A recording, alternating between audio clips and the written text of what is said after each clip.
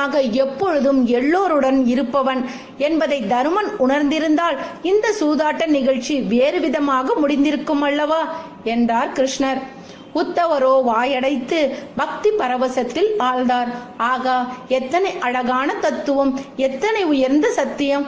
பகவானை பூஜிப்பதும் பிரார்த்தனை செய்வதும் அவனை உதவிக்கு அழைப்பதும் ஓர் உணர்வுதானே.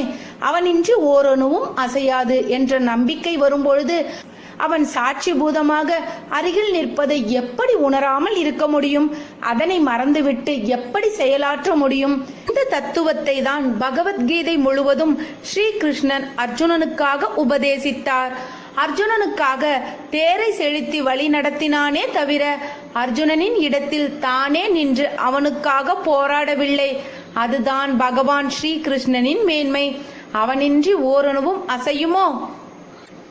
என்ன நேயர்களே, இன்றளவும் நம்